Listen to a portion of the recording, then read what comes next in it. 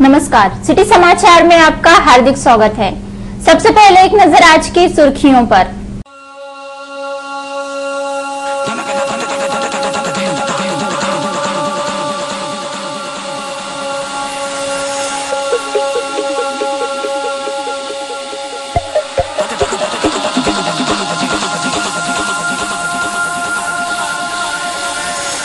जिला परिषद के अतिरिक्त सीईओ अर्जुन वाजे की सहमति से शासन को 31 लाख का चूना।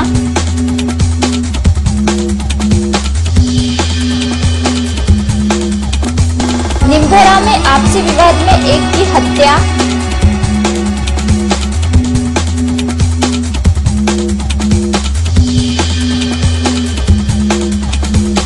गाज गिरने से किसान की मौत।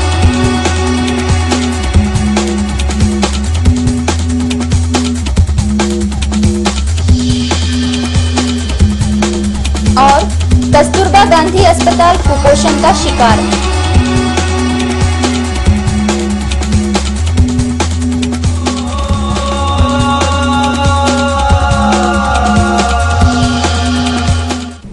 अब समाचार विस्तार से। अतिरिक्त मुख्य कार्यपालन अधिकारी अर्जुन वाजे तथा जिला पशु संवर्धन अधिकारी डॉक्टर सलीम ने भैंस खरीदी करने के लिए 123 लाभार्थियों को प्रति व्यक्ति 25,000 रूपए दिए, किंतु एक भी लाभार्थी ने भैंस की खरीदी नहीं की। इस प्रकार शासन को 31 लाख रुपयों का चूना लगाया गया। अकोला शहर के वैभव में 4 चांद लगाने वाली शासकीय दूध डेयरी की इमारत तथा दूध उत्पादक संघ की विदर्भ में एक पहचान है, लेकिन अधिकारियों के अड़ियल स्वभाव के कारण ये इमारतें अपनी दुर्दशा पर आंसू बहा रही हैं। जिला परिषद के अधीन पशु संवर्धन विभाग है। पशु उत्पादन, पशुपालन तथा पशु संवर्धन करते हुए जिले में दूध की महागंगा बहाने के स्वप्न को इन लोगों ने धूल धूसरित कर दिया।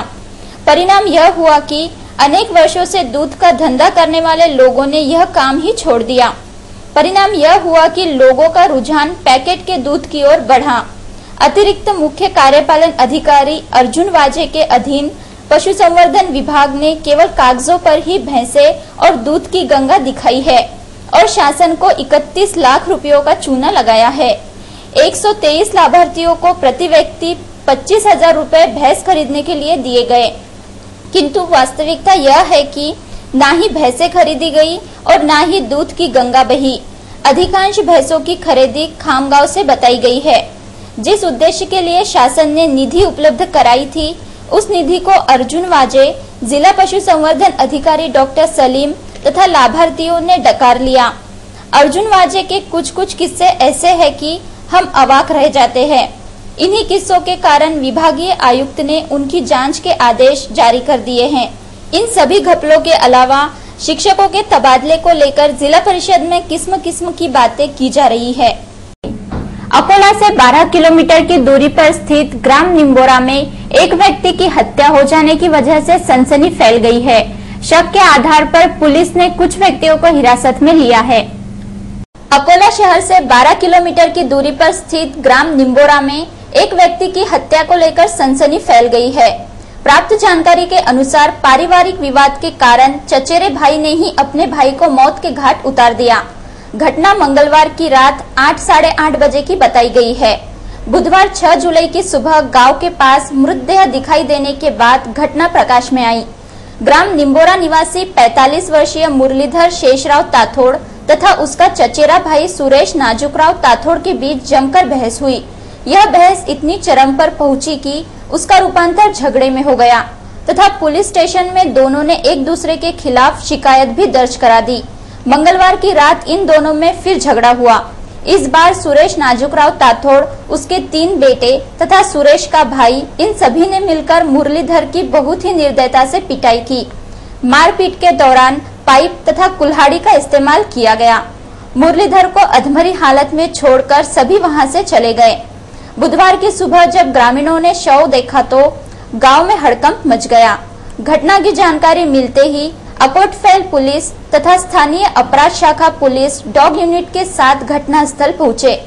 इस समय एएसपी सुधीर हिरेमठ भी मौजूद थे। शक के आधार पर पुलिस ने सुरेश ताथोड़ एवं श्याम सुरेश ताथोड़ को हिरासत में लिया है तथा अन्य सभी फरार बताए गए हैं। अकोटफेल पुलिस स्टेशन के थानेदार श्री सिरसाट के मार्गदर्शन में पीएसआई कड़ू आगे की जांच कर रहे हैं। पलसो बढ़े गांव के पास स्थित रामगांव देहात में बिजली गिरने से एक किसान की जगह पर ही मृत्यु हो गई। ग्राम पलसो बढ़े के पास स्थित रामगांव देहात के 42 वर्षीय किसान हरिदास उत्तमराव टेके की बिजली गिरने से जगह पर ही मौत हो गई। उस समय कथित किसान अपने खेत में बुआई कर रहा था। हरिदास की कुछ 4 एकड़ मालिकाना जमीन है। घटना के समय हरिदास अपनी पत्नी अरुणा, 3 बेटे तथा देवलाल तायड़े नामक मजदूर के साथ सुबह से ही खेत के काम में व्यस्त था। दोपहर का 1:30 बजने के बाद सभी ने भोजन कर लेने का तय किया। इसी दरमियान जोर की कड़कड़ाहट के साथ हरिदास पर बिजली गिरी और वही उसकी मृत्यु हो गई। शव विच्छेदन के लिए हरिदास को सर्वोपचार अस्पताल ले जाया गया। इस घटना से पूरे रामगांव परिसर में शोक की लहर दौड़ गई है। हरिदास उत्तमराव टेके काय करून तुम्ही वावरात पेरणं सोयाबीनचं पेरणं करून आले ते काय की ते वीज पडली त्याचा मृत्यू झाला। डाबकी रोड स्थित कस्तूरबा गांधी रुग्णालय में कुपोषित बालकों का शिविर लिया गया, लेकिन देखने के बाद ऐसा पता चला कि सुविधा के नाम पर यहाँ सब कुछ नदारत था। शहर के डाबकी मार्ग पर महानगर पालिका के कस्तूरबा गांधी अस्पताल में शनिवार 2 जुलाई को बड़े ही उत्साह के साथ बाल विकास केंद्र का उद्घाटन किया गया।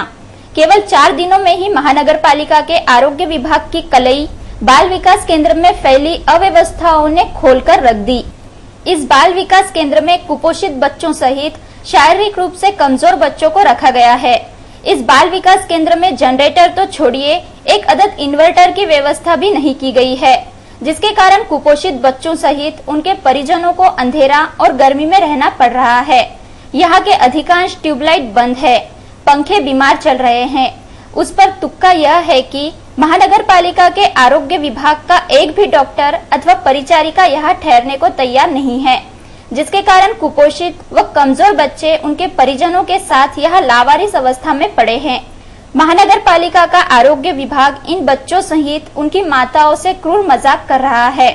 कस्तूरबा गांधी खैराती अस्पताल के इस बाल विकास केंद्र का सिटी चैनल की टीम ने मुआयना किया तो पता चला कि विकास केंद्र ही कुपोषित है। पहले इसे पोषित किया जाए और फिर यहाँ इस प्रकार के आयोजन किए जाए। कपास की अधिक पैदावार के लिए पीकेवी द्वारा किसानों को मार्गदर्शन किया गया। कपास संशोधन विभाग के निर्देशों का पालन किया गया तो किसान कपास की उपज में अधिक से अधिक बढ़ोतरी कर सकते हैं। कपास को महाराष्ट्र में सफेद सोना के नाम से जाना जाता है। विदर्भ में सबसे अधिक उत्पादन कपास का ही होता है। पिछले वर्ष पूरे महाराष्ट्र में कुल 40 लाख हेक्टेयर जमीन से कपास का उत्पादन किया गया था। इस बार यह लक्ष्य 45 हेक्टेयर जमीन का है। अकोला जिले के अधिकांश किसानों द्वारा मानसून पूर्व बुआई कर ली गई है, जिसमें कपास की बुआई बड़े प्रमाण में की गई है। कुछ किसानों ने मई महीने में पूर्व कपास फसलों की बुआई की थी, जिसका अनुकूल परिणाम सामने आया है। जिन किसानों ने मई के बाद कपास की बुआई की थी, उनके पौधे इस समय लगभग 8 इंच ऊंचे हैं, जिसकी निगरानी आवश्यक हो गई है। जिन किसानों के खेतों की फसलें लहलहाने लगी है, उन्हें अब यूरिया का उपयोग करना जरूरी है, लेकिन इस खाद का उपयोग करते समय सावधानी बरतना अति आवश्यक है। खाद देते समय यह सावधानी बरतना निहायत जरूरी है कि खाद उचित प्रमाण में अथवा उचित मात्रा में दिया जा रहा है या नहीं। अगर इन सारी बातों को अमल में लाया गया तो किसानों को कपास की अच्छी पैदावार होगी। इस विषय पर और अधिक जानकारी देते हुए पीकेवी के कपास संशोधन विभाग प्रमुख डॉक्टर पीडी भालेराव ने सिटी न्यूज से बात की। त्यांनी उशिरा लागवड केली असेल, त्यांचं पीक सुद्धा आता 6 ते 8 इंच उंचीचं आहे। तर आता यामध्ये आपल्याला व्यवस्थापन करण्यासाठी ज्या शेतकऱ्यांनी 23 मे 25 मेच्या दरम्यान केलेला असेल लागवड, त्यांचं आता पात्या धरण्याला आलं, तर त्यासाठी त्यांनी आता युरियाचा दुसरा हप्ता पहिले आपण पेरणी सोबत दिलेलाच असेल, तर यासाठी आता युरियाचा जो दुसरा हप्ता आहे आपल्याला 30 किलो नत्र हा किंवा 40 किलो नत्र प्रति हेक्टर हा आता देण्याची आवश्यकता आहे। आणि युरिया देताना एक लक्ष ठेवायला पाहिजे की बरेच शेतकरी युरिया असा झाडाभोवती टाकतात किंवा असा उघड्यावर टाकतात, तर तो उघड्यावर टाकल्यामुळे तो झाडाला पूर्ण युरिया मिळत नाही, त्याच्यातला नत्र मिळत नाही। युरिया हे आपल्याला माहित आहे की पाणी यायला लागलं की त्याची वाफ होते आणि हवेत त्याच्यातला नत्र उडून जातो, म्हणून हे नत्राची मात्रा देताना युरियाची आपण एका झाडाभोवती एक तर रिंग करावी अशी गोल खुरप्यानी आणि त्यामध्ये युरिया टाकावा आणि ते झाकून घ्यावं, किंवा दोन बाजूला दोन असे खुरप्याने थोडे थोडे गड्डे करून त्यामध्ये युरिया टाकावा ना ते झाकून घ्यावा. आता बरेचसे शेतकरी मजुराजवळ युरिया देतात आणि त्यांना म्हणतात हे 1 एकराला टाका, तर मजुरांना कसं किती टाकावं एका झाडाला हे समजत नाही. तर साधारणतः आपल्याला 40 किलो आपण एका एकराला देतो. किंवा एकरी झाडाची संख्या व्यवस्थित ठेवणे. जर काही लोकांनी खाडे राहिले तर ते ताबडतोब 3-4 दिवसात खाडे भरून आपली एकरी झाडाची संख्या व्यवस्थित ठेवायला पाहिजे. दुसरं म्हणजे खत व्यवस्थापन, खताची मात्रा जी पाहिजे शिफारशीप्रमाणे आणि योग्य पद्धतीने खत द्यायला पाहिजे. तिसरं नंतर त्याच्यावर येणाऱ्या किडी आहेत साधारणतः रस शोषण करणाऱ्या, या किडीचं व्यवस्थापन सुद्धा व्यवस्थित करायला पाहिजे. जिला क्रीड़ा अधिकारी कार्यालय के संयुक्त तत्वावधान में जिले में कार्यरत विभिन्न खेल संगठनों के पदाधिकारियों की बैठक स्थानीय जिला क्रीड़ा अधिकारी कार्यालय में आयोजित की गई. जिला क्रीड़ा अधिकारी कार्यालय व मनपा क्रीड़ा अधिकारी कार्यालय के संयुक्त तत्वावधान में जिले में कार्यरत विभिन्न खेल संगठनों के पदाधिकारियों की बैठक स्थानीय जिला क्रीड़ा अधिकारी कार्यालय में आयोजित की गई थी. इस बैठक में आगामी 2 अगस्त से शुरू होने वाली जिला स्तरीय शालेय क्रीड़ा स्पर्धाओं का वार्षिक कार्यक्रम घोषित किया गया. इसके साथ ही विभाग स्तरीय क्रीड़ा प्रतियोगिताओं का भी कार्यक्रम घोषित किया गया. उक्त वार्षिक कार्यक्रम में बदलाव करने के लिए कुछ सुझाव मंगवाए गए. साथ ही खेल संगठनों को साल भर आने वाली समस्याओं का भी लेखा जोखा इस बैठक में पढ़ा गया.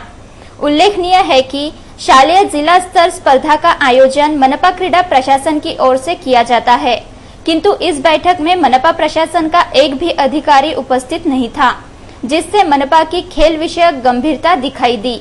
उसी प्रकार लगभग 70 से ऊपर क्रीड़ा संगठन होने के बावजूद भी कई खेल संगठनों के पदाधिकारियों ने इस बैठक के लिए आना उचित नहीं समझा. इस बैठक में आगामी क्रीड़ा स्पर्धा व समस्याओं पर चर्चा व विचार विमर्श किया गया. स्थानीय सर्वोपचार अस्पताल के सभी सिक्योरिटी गार्ड्स हटा दिए गए हैं, जिसको लेकर आश्चर्य व्यक्त किया जा रहा है. स्थानीय सर्वोपचार अस्पताल में सिक्योरिटी गार्ड तैनात किए गए थे, जिन्हें अब काम पर से हटा दिया गया है. वैद्यकीय प्रशासन द्वारा 3-4 दिन पहले ही यह कदम उठाया गया है. वजह चाहे जो भी हो, लेकिन सिक्योरिटी गार्ड को हटाना कहाँ तक उचित है, यह बात समझ से परे है. कहा जाता है कि आए दिन मेन हॉस्पिटल में कुछ अप्रिय घटनाएं होती थी, जिसकी वजह से सिक्योरिटी गार्ड तैनात किए गए थे. अगर मरीज की देखभाल में कोताही के चलते कुछ कम ज्यादा हो गया तो मरीज के परिजनों द्वारा डॉक्टर की पिटाई की जाती थी. सिक्योरिटी गार्ड तैनात करने का मुख्य कारण यही था. लेकिन अब सर्वोपचार अस्पताल का वैद्यकीय प्रशासन आगे कौन सा कदम उठाता है, यह कुतूहल का विषय बन गया है. गोकुल कॉलोनी स्थित महाराजा अग्रसेन भवन में सत्संग प्रवचन का कार्यक्रम आयोजित किया गया. इस कार्यक्रम में सैकड़ों भक्त उपस्थित थे. स्थानीय गोकुल कॉलोनी स्थित अग्रसेन भवन में सत्संग का कार्यक्रम आयोजित किया गया. वृंदावन निवासी स्वामी अद्वैत चैतन्य जी महाराज तथा साध्वी अर्पिता जी के सानिध्य में यह सत्संग प्रवचन शुरू है. साध्वी अर्पिता जी ने अपने प्रवचन के माध्यम से श्रद्धा, भक्ति और आस्था पर प्रकाश डालते हुए उपस्थितों को धर्म के प्रति ज्ञान बांटा. गोकुल कॉलोनी में आयोजित इस सत्संग प्रवचन कार्यक्रम में सैकड़ों भक्त अपनी उपस्थिति दर्शा रहे हैं. रोजाना सुबह 9 बजे तथा शाम 4:30 बजे प्रवचन शुरू होगा. आयोजकों ने भक्तों से आग्रह किया है कि वे इस अवसर का पूरा लाभ उठाएं. अब डालते हैं बालापुर की गतिविधियों पर एक नजर. अगर बारिश समय पर न हुई तो उसका प्रतिकूल परिणाम सिर्फ किसानों पर नहीं बल्कि अन्य लोगों पर भी होता है. बारिश नहीं हुई तो खेती के काम रुक जाते हैं और मजदूरों को मजदूरी भी नहीं मिलती. ऐसे समय जो खेतिहर मजदूर है वे किसी अन्य काम की तलाश में जुट जाते हैं. बालापुर में भी कुछ ऐसी ही स्थितियां पैदा हो गई है. यहाँ की गरीब महिलाएं अब निम्बोली बेचने पर विवश हो गई हैं. नीम के पेड़ से सूखी निम्बोलियां तोड़ना अथवा नीम के पेड़ के नीचे पड़ी सूखी निम्बोलियों को इकट्ठा कर उसे बाजार में बेचने का काम ये महिलाएं कर रही हैं. निम्बोली औषधि बनाने के काम आती है तथा उससे साबुन भी बनता है. इस समय कुछ महिलाओं ने सिटी न्यूज से बात की. पहिले ज्या लोकांनी काम केले तो पगार भेटला, डबलच्या लोकांनी केलं तर पगार काही भेटला नाही. आता कशाचं काम करत आहे तुम्ही? आता हेच सांगा ना कशाचं? आलंय नसतं बा काही याच्यापासून होईल का बापा आम्हाला काही त्रास. धंदेच नाहीत आमच्याकडे, निष्ठूर धंदे नाहीत. कशामुळे नाही आहेत धंदे?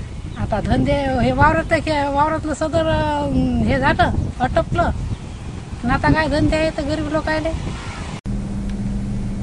अब डालते हैं बार्शी टाकली की हलचल पर एक नजर। जरूरतमंदों को जगह पर ही तथा जल्द से जल्द आवश्यक कागजात मिले, इसलिए सरकार द्वारा सेतु केंद्र स्थापित किए गए हैं। लेकिन शासन की इस नीति को धता बताते हुए सेतु केंद्र पर काम करने वाले कुछ कर्मचारी अपने काम को गंभीरता से नहीं ले रहे हैं। बार्शी टाकली में भी कुछ ऐसी ही हालात है। बार्शी टाकली शहर तहसील होने की वजह से इस शहर में देहात के कई लोग आवश्यक कागजात लेने के लिए आते हैं, लेकिन कथित कागजात प्राप्त करने के लिए उन्हें घंटों बैठना पड़ता है। कई घंटे बैठे रहने के बाद भी कागजात मिलेंगे ही, इसकी भी गारंटी नहीं है। यहाँ पर जिस व्यक्ति को नियुक्त किया गया है वह पूरी तरह अनुभवहीन है। ते मानची एक केस आहे सुभाष जोगीची, ते तुमच्या इकडे आहे का? ते माहिती आहे, माहिती कोणती काम करायला ना 1 महिन्यापासून हे नाही तिकडे आपल्याला फक्त ॲपरेटवर काय केलं लोकांचे पण असं का? बरं काही नाही. आता लोकांना त्रास उरायला त्याचं काय?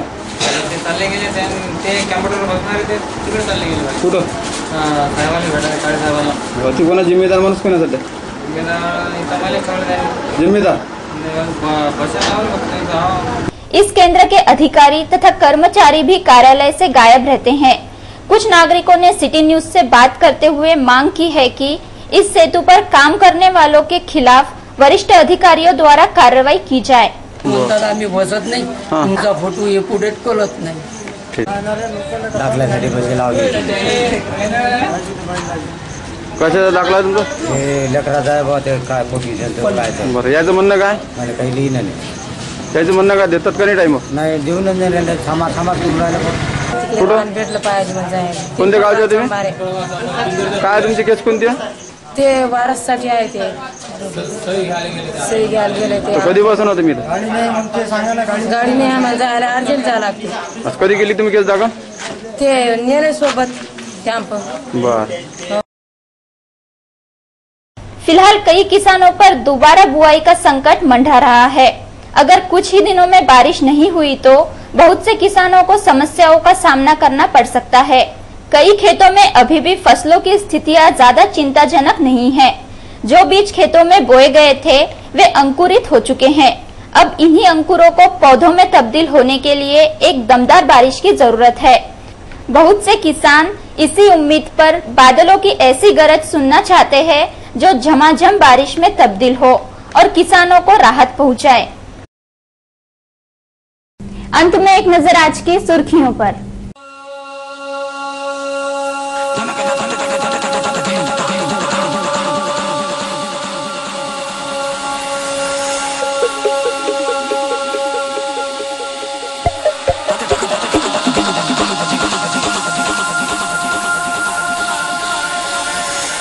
जिला परिषद के अतिरिक्त सीईओ अर्जुन वाजे की सहमति से शासन को 31 लाख का चूना।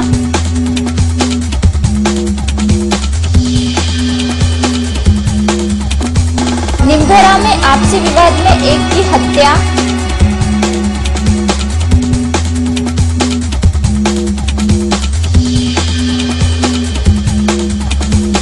गाज गिरने से किसान की मौत।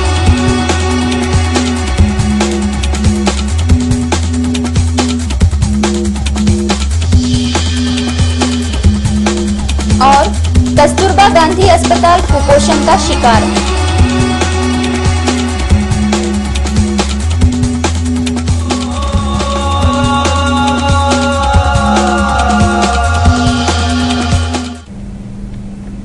फिलहाल समाचारों में इतना ही। फिर मिलेंगे शहर की ताजा जानकारी तथा महत्वपूर्ण घटनाओं के साथ। नमस्कार।